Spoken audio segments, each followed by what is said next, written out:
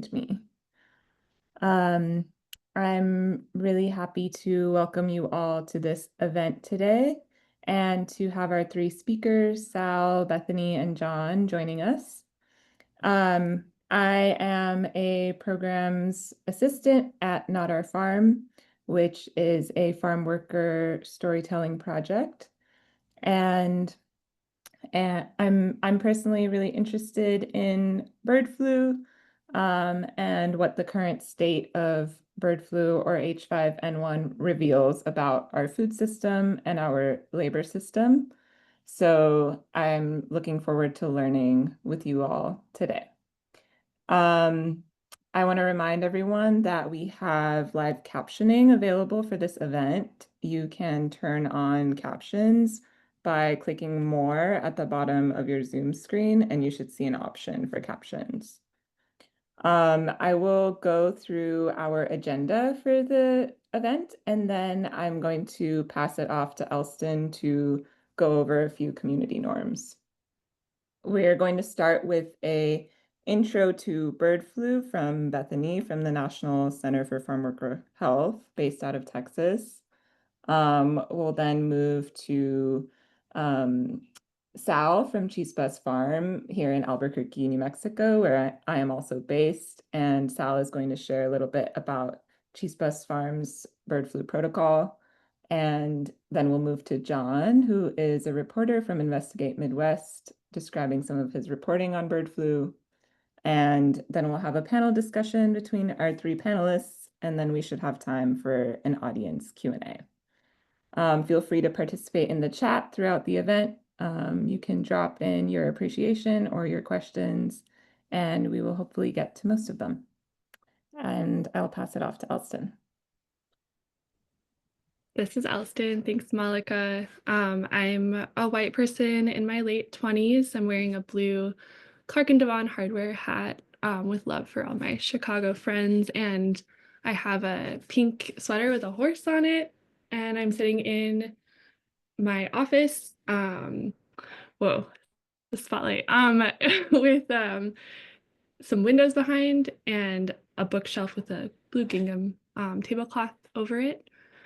And yeah, I have a few norms to share with y'all. So we ask that we have one microphone active at each time, and this is for ease of understanding each other, and so that our Spanish interpreters and our ASL interpreters and our live captioner are able to easily interpret and write subtitles. And we'll have an opportunity for attendees to speak at the end and ask questions or make comments.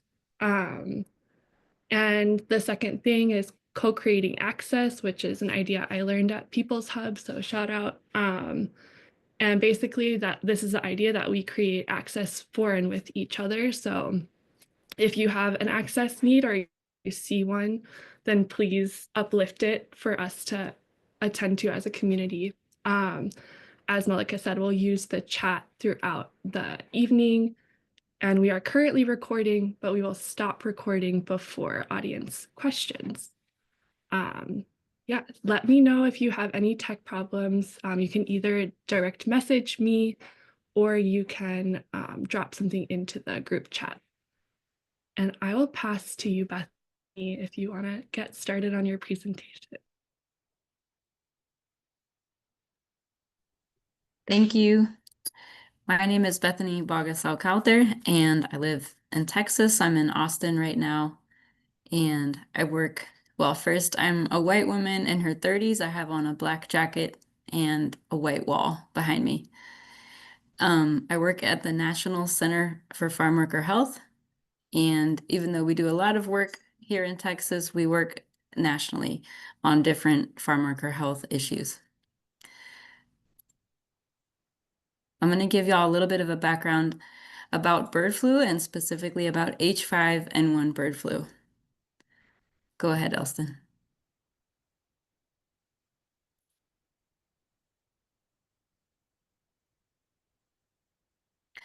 This is just a little more information about us. We've been around for about 50 years, and we do work with a lot of farmers, but we really focus on people who don't own land but work on farms. Go ahead.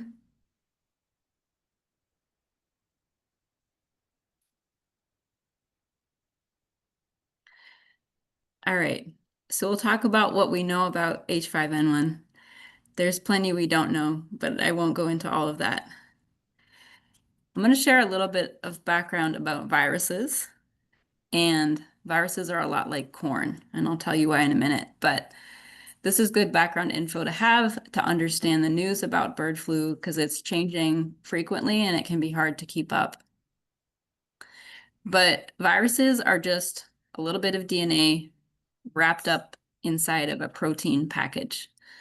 We have four main types of flu viruses: A, B, C, and D. Type A flu viruses are the only ones to cause pandemics. And there's two things that have to happen for a flu pandemic to occur. One is that we have a new flu virus that we don't have immunity for, and that new flu virus can spread efficiently human to human.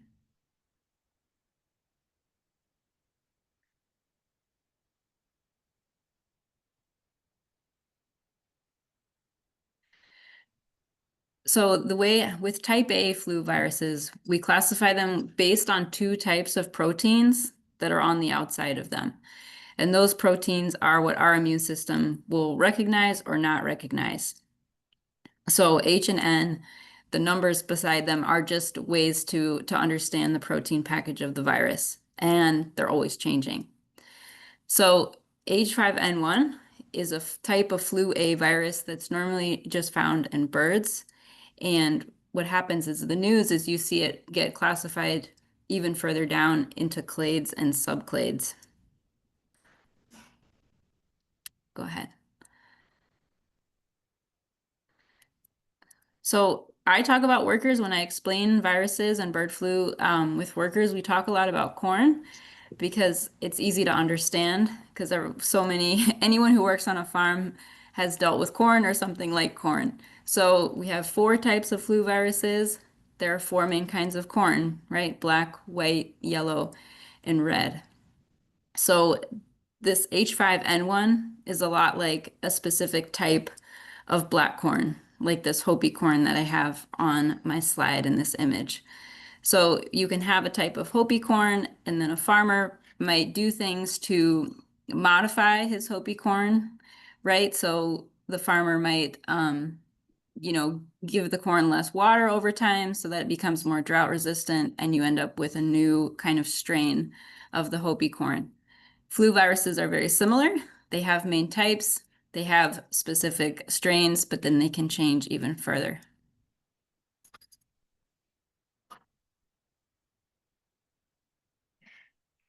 There's two types of changes in viruses that can happen. One is a small change, and that's called antigenic drift. These little changes can happen in the protein envelope of the virus, and usually if it's a small change, your body can still recognize it. So if flu viruses didn't change that much, then you would get flu as a kid and likely not get it again ever in your life. But we know that doesn't happen. A lot of people get sick with the flu every year. So some changes are just big enough in a type of flu virus that our body doesn't recognize it and we get sick every couple of years or sometimes every year.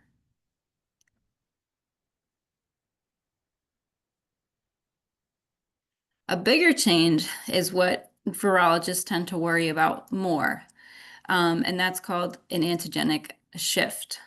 So this happened, the last time this happened with flu was in 2009 when H1N1 jumped from, we think, from pigs to humans.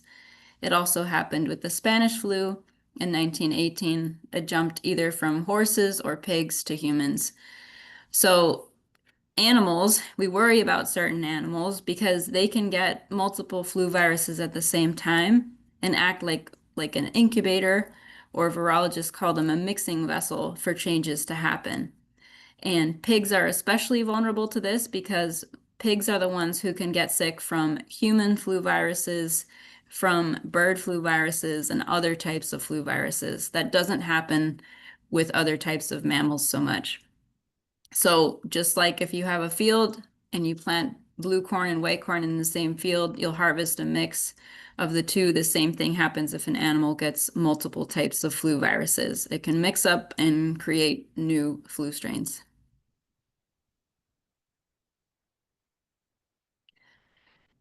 So you'll see here, these are the ways that we end up with bird flu. So in the first box, we have an image of a bird kind of dropping a flu virus onto a person. This is normally how H5N1 has been transmitted, is just from a bird to someone interacting with the bird. What we had happen last year was that it went from a bird to a mammal, which was a cow, and then from the cow to the human. That worries us because it gives more chances for the virus to change and potentially get us sicker. The third box, we have an image of a bird and a human contributing two different types of flu viruses to a cow, and then the cow passing it on to another person. This is what we're not at this point in the H5N1 outbreak scenario yet, but it is a big concern for many virologists and epidemiologists.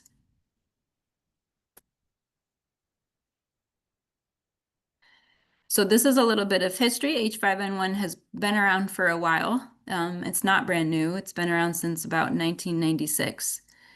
And we first saw it in China. It caused 6 people to die that year, and it was concerning, but then it kind of died down. And until about 2005, when all of a sudden it was all over Asia, Africa, Europe, and it caused a lot of deaths in Egypt during that time period. We didn't have it in the Americas until 2021 when it came to Canada, and then it started causing outbreaks in the US poultry industry in 2022.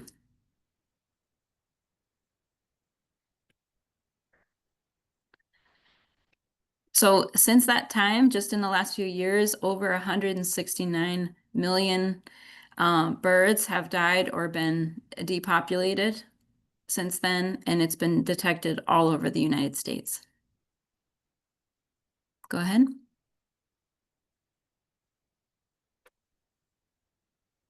In cattle, we saw it in cattle well, they think it started in 2023, but it was kind of officially recognized last year. And it's a little odd because many people working with wildlife have seen bird flu in mammals like foxes or cats, and they're carnivores. So it makes sense that they eat a sick bird and then get sick with bird flu. But cattle are herbivores. It's still a mystery how they got bird flu exactly. There's many different hypotheses we could talk about, but nobody knows for sure how that happened or why. We also don't know a whole lot really about how bird flu is spreading in dairy cattle. It's likely cow to cow. It's likely being passed on milking machines. Some people think that humans might be spreading it farm to farm on their shoes or their hands. And there's more and more evidence that it's windborne. And that most of that research is coming from Europe to show that even if you have a closed farm and a closed herd, it's still being spread. And the idea is that it's probably on the air. Last note on here is we've had detections now in 17 states in dairy cattle in over 1,000 herds. And this time last year, we had only found it in 45 herds. And these are very large herds of dairy, mostly. It's mostly been really large industrial farms.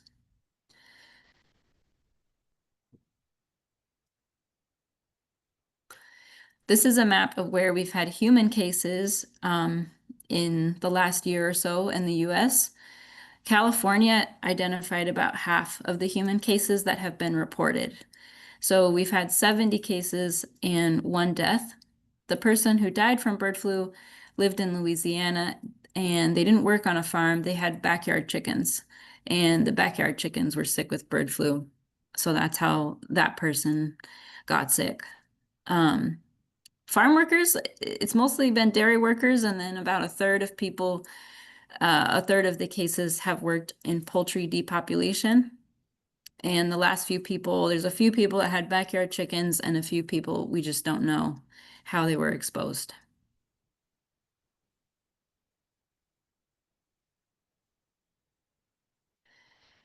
Something to note here that people are starting to talk about is that we kind of had a steady drip of human cases being reported since last March. We haven't had any cases now in 3 months. There's still detections in herds, there's still detections in poultry. However, it is slowing down. In poultry, we know that it's seasonal, so it's normal for it to slow down, especially in the summertime. We expect poultry infections to increase in the fall when wild birds migrate. We also think that there's fewer human cases happening right now just because it's slowing down in California, and California has been the best about actually testing people and reporting the cases. So a slowdown there kind of often, it might mean a slowdown everywhere. And the other thing is that there's a lot of chaos in public health right now. So there aren't a lot of public health staff were laid off or they don't have the resources that they need since January. And immigration enforcement actions are also causing huge problems in people's ability to get tested for bird flu. Go ahead. These are some ways that it can be transmitted to people right now. So it still is not going person to person. We hope it never does. So it's still the main people at risk are people who work around sick animals. And right now we think that milk is the main culprit is exposure to unpasteurized milk when they're milking in the milk parlor. Breathing in dust could also cause it. And really kind of any exposure to being near sick animals is a potential risk of transmission.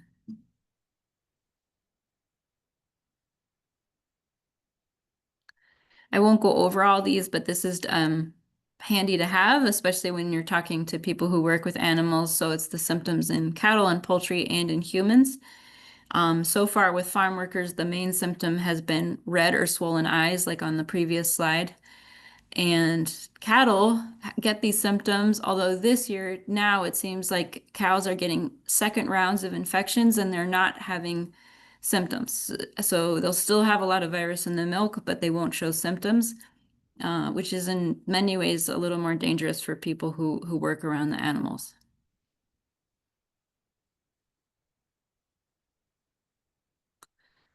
So these are the folks we know that farm workers have gotten sick. We know that veterinarians have tested positive to have antibodies to H5N1.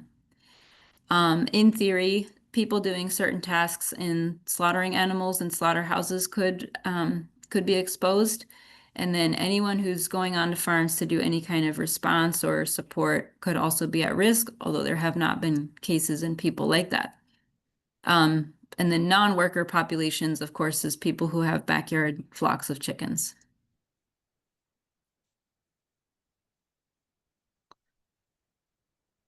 All right. I think I went a little over, but I'll stop. This is Malika. That was great. Thank you so much. That was super helpful for me as well.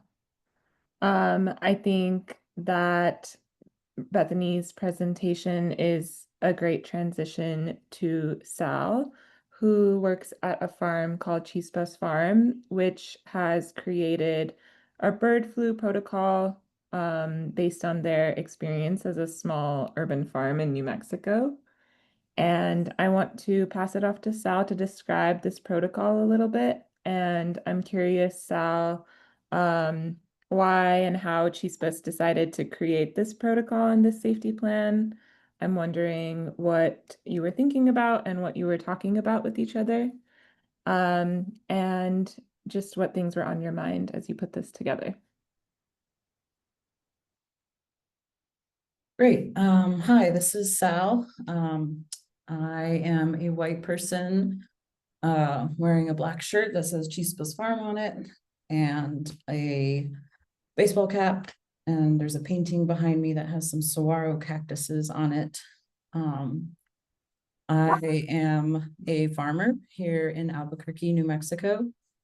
I've worked at Chispas Farm for, this is my 5th season there.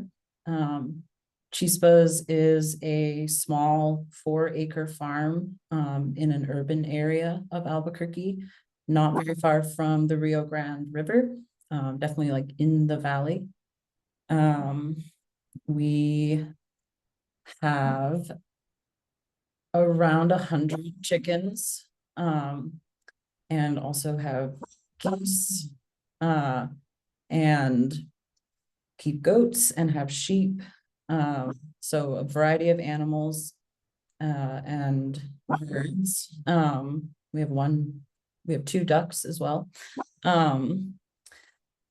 We grow over 120 different fruits and vegetables, have an orchard. So it's, not a lot of space, but kind of a big production. We have about between 7 and 8 crew members, depending on the year. And in the last couple of years, we've moved to a sort of non-hierarchical leadership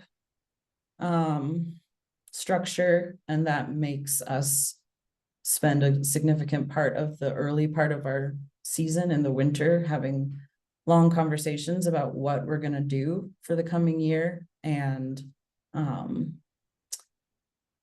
as soon as we sat down in January of this year, somebody immediately was like, what is this bird flu thing? Like, it seems to be a bigger deal this year than it has been in the past. What are we going to do about that? Both from just like an on the farm amongst the crew standpoint, and then also we are fortunate in that we have a space to host a lot of community events. We have school groups that come through. We have really consistent volunteers. We just like have a lot of people that come in and out of the farm all year. So of course we were worried about bird flu and worried about how that would impact the programming that we run, the events we hold, and also just our own safety as a crew, interacting, especially with our chickens. And so, yeah, we sat down, we had a bunch of conversations. People did sort of their own individual research. It felt like it was kind of difficult to figure out what was going on, what our resources were, what was, what we had access to, and especially like how to like keep abreast of how bird flu was moving around, and if it had even come to New Mexico yet, if it was in the same county as us. So with that in mind, just like knowing that our best practice, definitely based off of our experience of navigating COVID as a crew and as a farm and as a community space, we kind of were like, well, it kind of feels like it falls to us to sort of figure this out. And what can we do to protect ourselves? So we built a protocol that we've been following that has 3 tiers. And we immediately implemented some of the things. So for our first tier, which is fortunately still the tier that we are in, we decided that we would return to masking while being around our chickens and in the barnyard area, but especially around the birds. We chose to install a hand washing station right outside the chicken coop area so that people both entering and leaving the chicken coop area could wash their hands. Some crew members choose to wear gloves when they go in there to feed the chickens or collect eggs. We purchased several sizes, enough sizes to fit the crew, of like pull-on boots that can go over the boots that we're normally wearing. So our standard practice this year has been to put boots on before entering the chicken coop area, and we rearranged the order of our chores. So just trying to like keep cross-contamination to a minimal amount. And we're not allowing school groups or like volunteers to go in the barnyard area this year. Some of that applies to our goat milking co-op, which is yet another group of people that come onto the farm. And we do have, you know, five goats that we're milking right now. Actually just 3 that we're milking. And we have really strongly encouraged everyone in the goat milking co-op to, you know, pasteurize their milk this year, just as an abundance of caution. So hand washing, masking, wearing boots, and then we're paying really close attention to the health of our birds.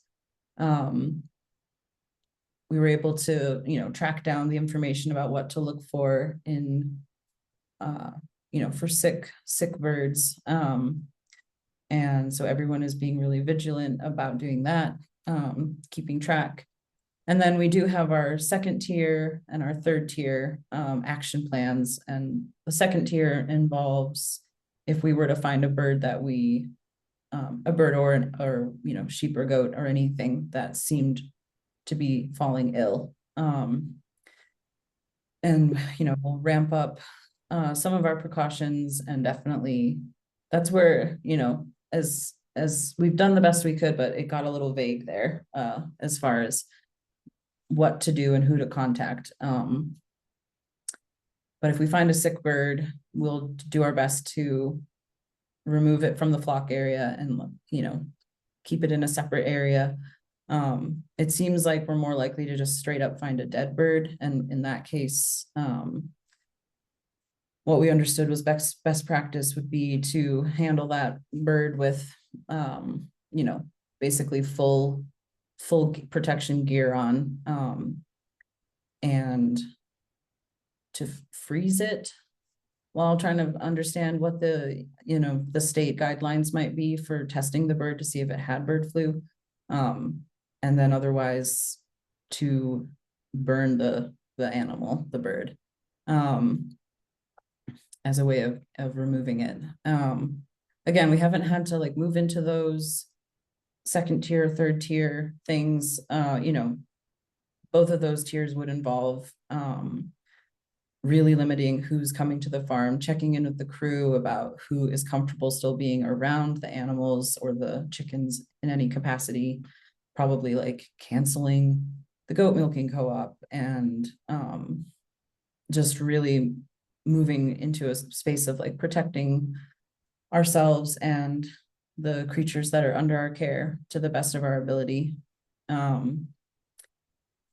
We do also have a pond at the farm, and like I said, we have one duck that lives in our pond and interacts more often with wild birds. We do have, the farm gets visited by mallards pretty frequently, sandhill cranes in the late winter, and you know, when they come back in the fall, occasionally come by. So I'm a bird guy. I one of my passions is bird watching. So I was particularly aware of like the migration patterns and was keeping an eye really on like any birds that were coming to the farm on a regular basis. And part of our plan would be to drain the pond too, if we heard that anybody, well, like if our like Tingley Beach area, which is connected to the zoo and is a place that has a lot of wild birds and sort of like localized weird birds, you know, like if they were to have some sort of sickness and we were to hear about it, that was going to be one of our ways of just being like, okay, now we're draining the pond, we're kind of like locking down a little bit more. But again, as far as I know, we haven't really had more than maybe one instance of bird flu in a backyard flock in Bernalillo County. So that has felt lucky. Yeah, and then we did make our bird flu protocols available to other farms just because we have a lot of friends in this community who are farmers and a lot of people who have backyard flocks. And it just seemed like a really good thing to make available. And I was really happy that one of the folks who lives at the farm, Marissa, was able to make a really nice version of the protocol and really lean into just being like, this is about community care. We're taking care of each other and trying not to freak out. But like just making protocols that other people could like use as a guide and work on expanding too. Big thanks to Bethany. I learned more than I had so far known about some of these things just from that presentation. And really excited to be here and also report back to the crew with things that I've learned and how we can make our protocol even better. This is Malika. Thank you so much, Sal. I think that y'all's approach to preparedness being about community care and also care for your animals is really inspiring. Before I pass it to John, I'm going to just briefly summarize the chat. People are expressing that Bethany's presentation was really informative and also that the Chispas Farm protocol is really helpful and informative. Folks are asking about recommended PPE for working around birds and infected animals, and there are a few suggested links for PPE in the chat. And also expressing that masking is a great form of mitigation, and that reaching out to your local mask block is a way to potentially access PPE that you may not have to purchase. And I will pass it off to John to talk a little bit about his reporting at Investigate Midwest with farmers and farm workers.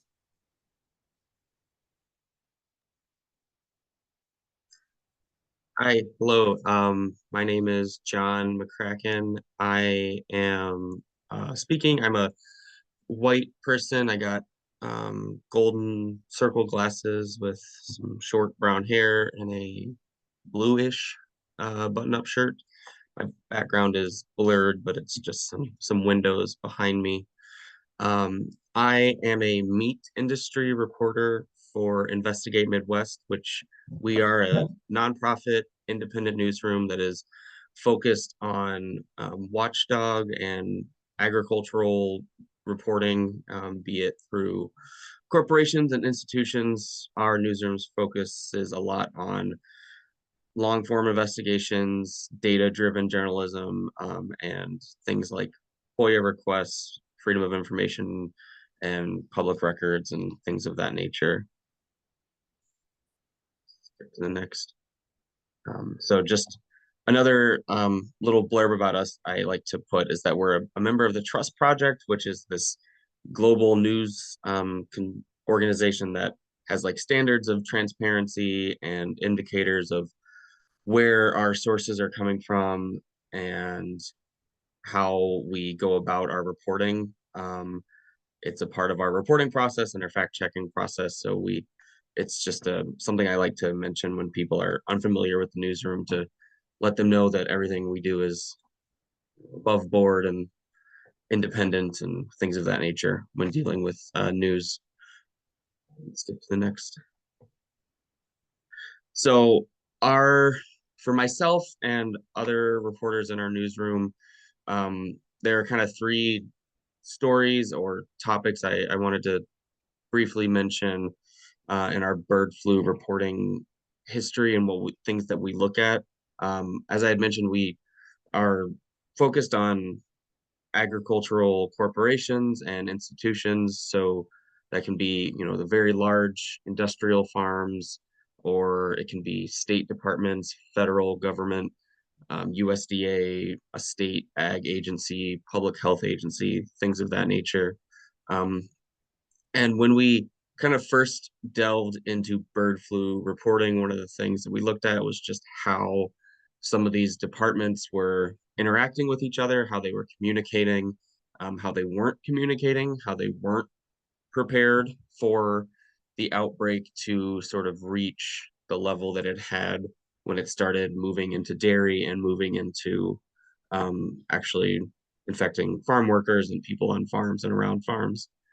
And some of the other stories that I'll get into, you can see that we have reported on access to PPE, personal protective equipment, and the actual act of um, chicken poultry depopulation and the sort of business and systems behind that.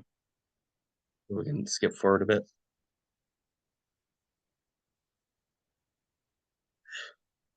So um, this is again just talking about the state agencies that struggled to coordinate bird flu. I can skip to the next slide. This was between myself and two other reporters in our newsroom. So in our newsroom, we're Investigate Midwest, but we have a national approach to when we talk about agriculture and food systems. So we were looking at places that had started to have outbreaks or that we were just able to get access to records easier than other states because some states just weren't providing those things to us. So just a couple of bullet points that I provided here is that early on, Michigan was not notifying the public about a suspected case, and this was the State Department for Michigan, and then local county level, that tier down, we're wanting to inform the community about it, and then there's some friction there. Throughout our reporting, we've seen that there hasn't been a lot of requests for accessing PPE, personal protective equipment, and some of these like bodies of government agencies that are supposed to be responding to these outbreaks haven't met, or in Wisconsin, there initially weren't plans for issuing guidance and communications in Spanish, which, in Wisconsin, we are the second largest dairy state. We have, the majority of our farm workers, dairy workers are Spanish language speaking. Um, and it kind of just, we began to notice that like, even in the wake of COVID, there was still this communication breakdown with agencies and just getting clear information to the public, which, as Sal had mentioned in the previous sort of talk, that finding that information could be hard to begin with. And that was, illuminating for us as well. So I can um, skip forward a bit. Um, Back in December, I did some reporting about that access to PPE. A lot of the states that have like larger dairy farms, dairy production nationally, we tracked if they were actually providing masks or gloves or like the pullover boots that we had mentioned to farm workers or farms that had asked for it, or if they had even a mechanism to do that. Because as Bethany had mentioned, that access to and that contact with milk is a very sort of volatile point in the infection from animal to person. So if we can skip a bit, you can, I think just one.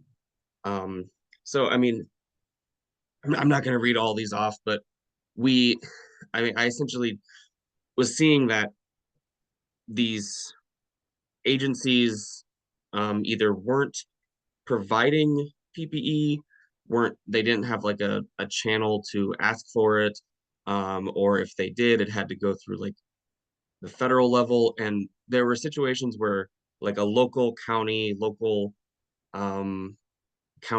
or county health department were asking like, hey, we have an outbreak. They want PPE, or they want to just be prepared with PPE. How do we do that? And as I had mentioned in that previous story, there's still that communication breakdown of actually getting that to people.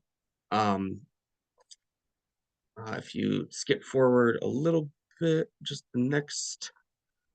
Yeah, so this was a map that we created that kind of shows the different responses of like how states were doing when providing PPE to workers or to just people. It would be like an online form that you fill out or an email address that you send to, like, hey, we're a farm of this size. We want to be prepared. We are dairy, we are poultry, etc. And it's really just mixed across the board, which is, I think, a lot of people who work in public health or agriculture or both know that everything is just going to be different in each state, each county. Things are sort of, there's no consistency, unfortunately. Um, yeah. And one thing that I've like always, since this has, been in the spotlight for a while, I've been very curious about is just the actual act of depopulating or killing of poultry flocks, and like how it works, who's in charge, how it's all done. And this was something that I'd been like working on for a while. And it was a lot of time, a lot of months, a lot of painstaking interviews and follow-ups with federal, state agencies trying to get people to talk. But really, it was really interesting to see that we've had some documented cases of people who were under the age of 18 and potentially 15 to 16 years old, who were actually in charge, or not in charge, who were working on industrial farms doing that depopulation. And in some cases, there were situations where they didn't have access to masking. They were using methods that were very like labor intensive, like picking up the birds and putting them in the mini gas chamber type things, and like doing that with millions of chickens, which, if you can think about it, and I'm sure as folks who work on farms, like that's very labor intensive, and you have to interact with an animal, put it in a thing. Like if you don't have PPE when you're doing that, or you take it off halfway through, or it gets dirty after a couple hours, then if you're doing that with an egg flock that's 2 million chickens, there's a very increased risk for infection in those situations. Can scoot forward a little bit. Yeah, these are just some of the bullet points from that reporting, that like those workers didn't have PPE, or when we think about these large industrial corporate farms, a lot of the situations where things were moving really fast, and they had to sort of take care of the situation quickly to um, get access to federal funding, to deal with depopulating, get access to um, workers quickly, which could lead to situations where they're using contract and temporary workers. And that was sort of the most like fascinating part about all of this, is just the speed in which um, these large farms would attempt to get workers, depopulate flocks that are a couple million um, large, and then sort of have to clean within the span of a few days. And a lot of the times there were backlogs and people not being able to access equipment or workers or the companies that do it. Can skip a little bit. Just the next one. I I wanted to call out Bethany here. There's a quote in this story that it's always sort of like resonated ever since I spoke to her about the story. But the biggest factor in agriculture safety is the urgency, that everything has to get done in a short amount of time. And that can be problematic because there's not the same amount of time to adequately train workers. So as Sal had mentioned previously, when you take that time to sit down and plan and train and talk about those things, you can, that preparedness and that preparation gets ahead of it. But when you are dealing with large operations, contract labor, um, language barriers, things like that, there's not that same amount of care or access to equipment and things like that. And that's where we're seeing a lot of these infections and depopulations of flocks and things like that happen. Let's get to the next. I'm trying to see. Yeah. Wow. Thank you so much for translating this. It's really awesome to see. So in this story, we had just gotten the data about how these farms are actually doing the process of depopulating, using the carbon dioxide, like the gas, like I'd mentioned, actual like the dislocation, the breaking animals' necks, foam, and ventilation shutdown, which is kind of a controversial method, which is essentially a form of death by heat stroke for animals in like a sort of closed off system. And again, since the onset of this, I was always just fascinated in like how does that system actually play out? And yeah, I'll skip to the next one here. Our newsroom, like I said, we focus on very large corporations and institutions, and you can kind of see here where federal, this is all federal money. This is tax dollars that are going to large corporate agriculture to reimburse them after depopulation.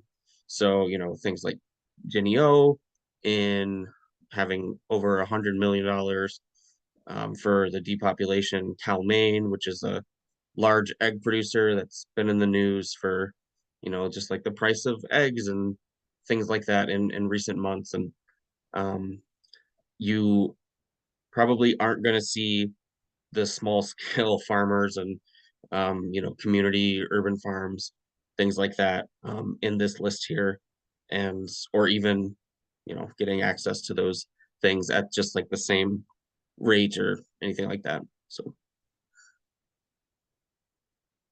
and skip just a little bit more about like what our newsroom, just some highlights of work that we've done in recent months, and our focus at sort of the intersection of watchdog reporting, labor, child labor, environmental justice, things of that nature. Can skip. Yeah. Thank you so much. This is Malika. Thank you so much, John, and thank you, everyone. People are continuing to express appreciation for all this information in the chat. And Bethany was talking a little bit about PPE distribution in California, which I'm curious to maybe talk more about in our discussion. But to move into all three of your response to each other, like I said in the intro, I've been personally interested in bird flu because of what it might reveal about our food system and our health system and the way that we treat farm workers and the way that we treat workers in general. And I'm curious if you all can respond to how all of those systems intersect to create the current condition of bird flu. I'm thinking of what historian Mike Davis calls an era of pandemic. And this links to COVID as well. Mike Davis talks about how pandemics are not just natural or normal and they're socially produced. And I'm curious how you think of that or how you might see that in the context of bird flu, especially in relationship to COVID. And anyone can respond first.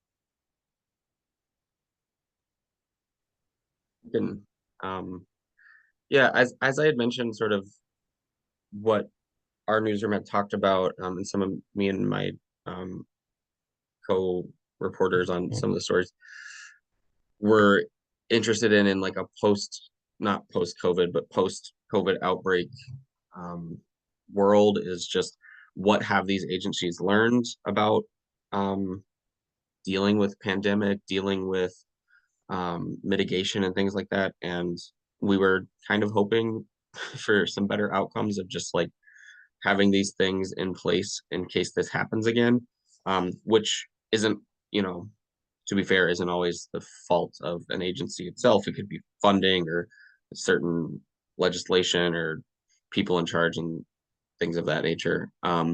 But you know, we in like the fallout we saw with COVID, that the food system was obviously like very impacted in across industrial meatpacking and you know, food service, food like retail and grocery and things of that nature. So um, I I don't I think that there's a difference when we look at the current bird flu outbreak. This is my cat.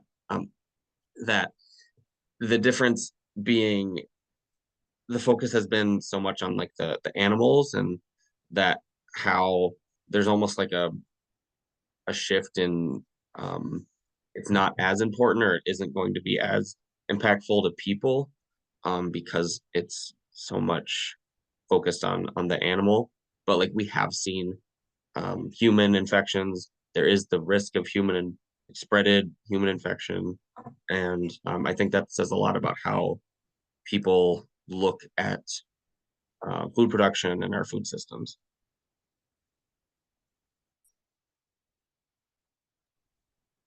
There's so many ways to answer that question, but I think to kind of back up what John said, that's the thing we've heard from workers over and over again, and are still hearing from workers is that, you know, on these larger farms, that they're being told that they can get the cows sick to worry about the cows, but the workers are not told anything about their own health.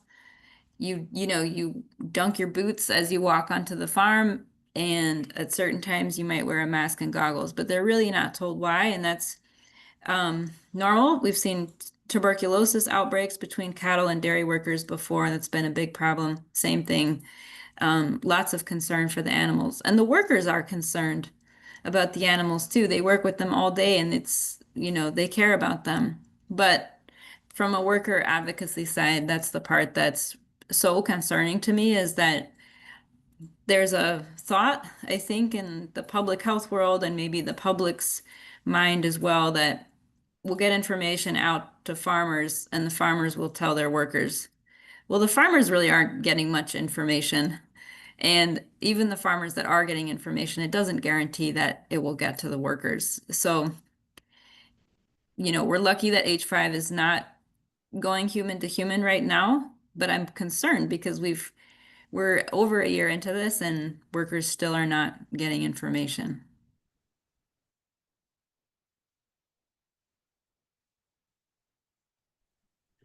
Right. I think that, oh, go ahead, Sal. No, you can go. I was just going to say that what you're saying, Bethany, I think connects to what you said in the chat about how California didn't end up distributing much PPE themselves, but they passed off PPE items to Western United Dairies. Um, and just thinking about how we can't rely on, bosses or farm owners or the industries themselves to necessarily communicate information to their workers or communicate or distribute PPE or supplies to their workers. And I'm wondering if you, Bethany, or anyone else has heard of or seen efforts that can be relied upon or ways of organizing that don't necessarily rely on farm owners or on kind of weakening public health institutions. And I mean, I think Cheese Bus protocol is a good example.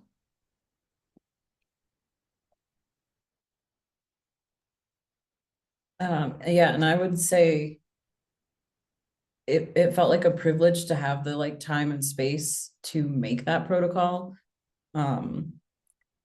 Especially because, the difference between like a huge farm and a small farm often is that like there's a couple of people running around, with not as much time and energy doing a million things at once.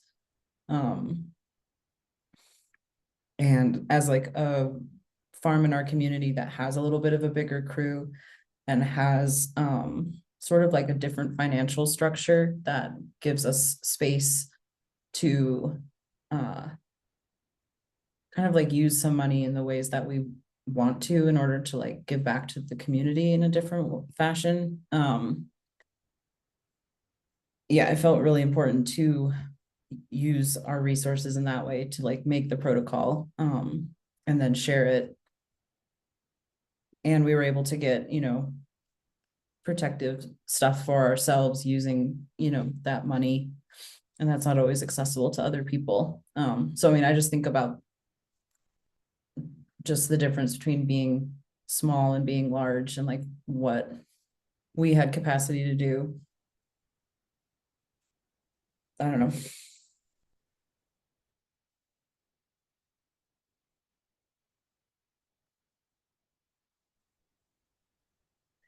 B has a really good comment I wanted to put out about bird flu.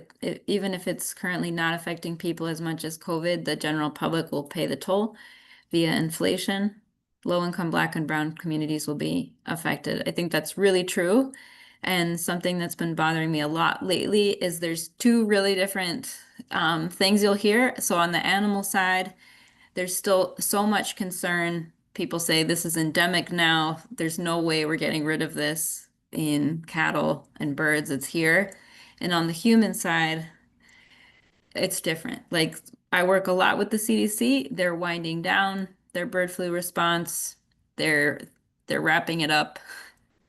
There's very little happening on the human side. And so we will still have an impact on the animal side, which will impact people who have lower incomes as food prices continue to go up because of this outbreak. And then you get hit again if you work in an agricultural community and are low income and you're dealing with the ongoing risk of bird flu while everybody else acts like it's over.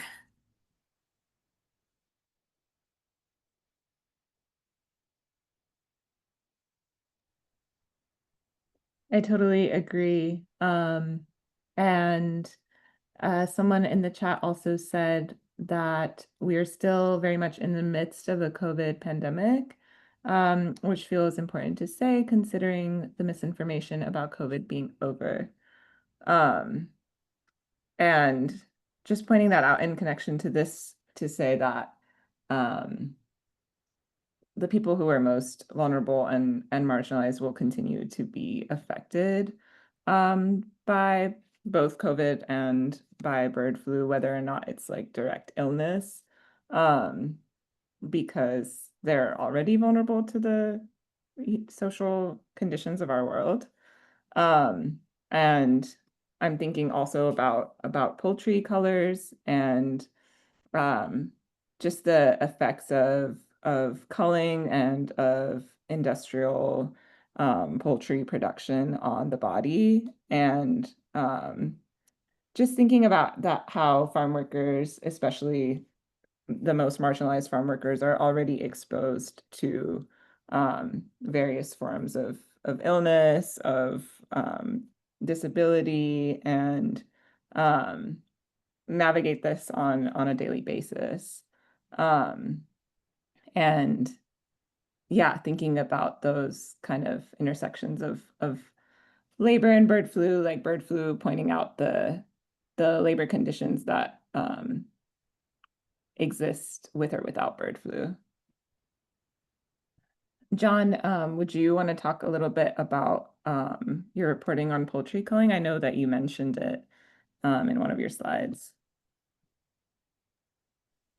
Yeah, definitely. I think that um, the business of poultry depopulating and culling just reflects kind of the things that have already been said here, that there isn't a lot of time to take those precautions. The focus has been on the animals in the sense of we need to get these, millions of animals or chicken, poultry, etc., out and clean the farm and decontaminate it and then get production back running as soon as we can, to sort of keep the engine moving, with industrial agriculture.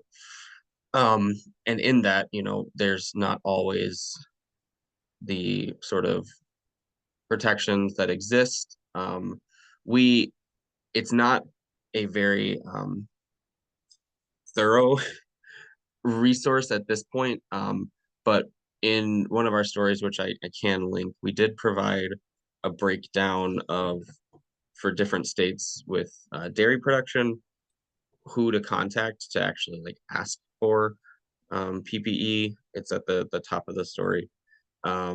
So if there different states have different programs about getting PPE, a lot of them say to contact your local like public health agency, which isn't always as easy as it sounds for, like different people and immigration statuses and people who just like don't want to reach out to these agencies for fear of, you know, backlash with their own status or their employer, things like that. But they do exist. I had heard a couple of different stories of like in this reporting process for, I believe, that story, that workers were um, just going and pooling together to actually go and just go to the hardware store and buy like N95 masks after work, and then like, hey, like I bought some this week, you can buy some next week, like that sort of thing. Which um again, like there's in a, a world where we're still dealing with like COVID outbreaks, and you would hope that agencies or public health, et cetera, had sort of learned from those times, but we are still very much in the midst of it, like you said. So I'll put that in the chat if I'll pull up the link, because there are phone numbers listed. Um, there are emails to contact. There are online forms, but it is like reaching out to a government agency. So I know folks have mixed feelings about that. So just sort of laying that information out there, and you can do with it what you please. I think that we can start transitioning to audience Q&A, and then there's a question or two in the chat. I'll pull out a few things from the chat before we let people in the audience ask their questions. Something that Bethany pointed out is in Colorado last year, they tested 109 poultry workers for bird flu because they were all sick with bird flu symptoms, but only 9 were positive for bird flu. Most of the other sick workers had COVID. This is in response to us still being in the midst of a COVID pandemic. And Elston said that the risk remains even if the response disappears. And people are responding to the example you mentioned, John, of workers pooling together and buying PPE with their own time and money after work, and how expensive and an effort that must be. I'll ask the question that is in the chat, and I think that Elston is going to explain how people can ask. You can continue to put your questions in the chat if you'd like to say something or speak the question out loud. Elston's going to explain how you can do that. But I'll ask this one question in the chat. That is, can you talk about the possibility of bird flu being transmitted between humans? I think, Bethany, you might be the best person to answer that.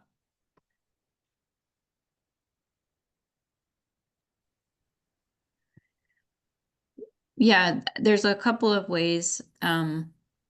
One thing that epidemiologists do is look at the percent chance of a pandemic happening that year based on what's going on with viruses. And so normally I think there's about a 1 to 2% chance of a pandemic happening in any given year. It's a lot like living in a floodplain. So if you live in a 100-year floodplain, you know, it might flood in that area once every 100 years. So that's kind of what we expect with pandemics is we're in a roughly 100-year floodplain for pandemics. However, a lot of scientists are realizing that's going up due to a variety of factors in the environment and how we as humans interact with the environment. Right now, I think this year, I think H5, most epidemiologists think that the chance of a pandemic went up to like 5 to 7%, based on what H5N1 is doing. It's really a guess, though. It could be around for a really long time and not mutate into something that's transmitted human to human, or it could happen tomorrow. There's just not really a good way to know. The concern in public health is that we don't have much confidence that the first time it's transmitted human to human, or the second time, or the third time, that we probably won't catch it. Because our surveillance systems are good in some ways and very bad in others, especially with rural counties, immigrant communities. Public health is not set up here for that. And I learned in a meeting one time with the CDC that they take random samples, like our public health labs in the United States take random flu positive samples and then subtype it out to see what kind of flu it was. They do that so for this type of flu virus, a novel flu virus, if we catch one positive case that way, there were probably 20,000 other positive cases that we didn't catch. So even that kind of safeguard during flu season isn't that great.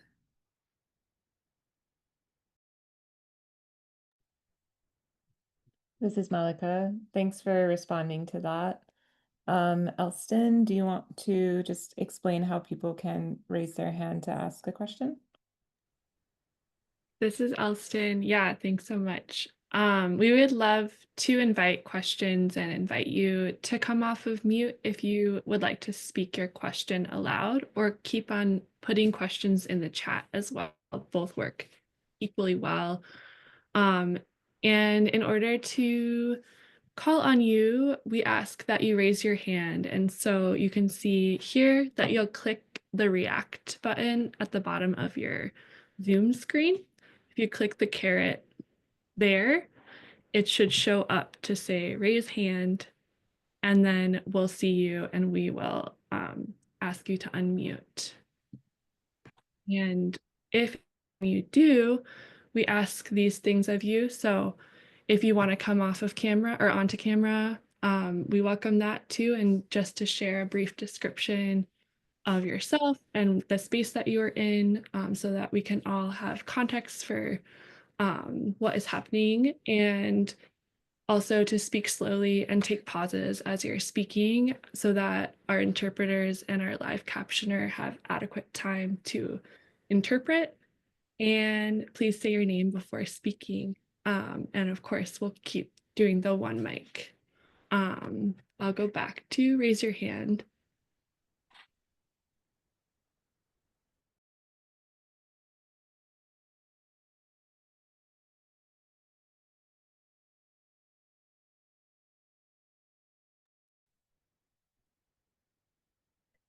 This is Malika. Someone in the chat asked, does anyone know of zines, print-friendly zines in Spanish and English with basic information on bird flu and ways to mitigate?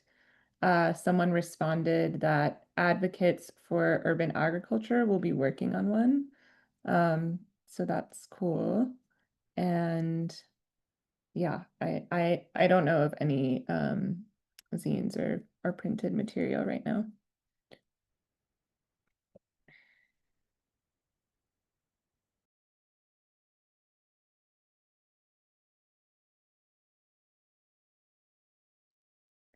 Bethany said that the National Center for Farmworker Health has a postcard with information on PPE and symptoms with audio information in several languages.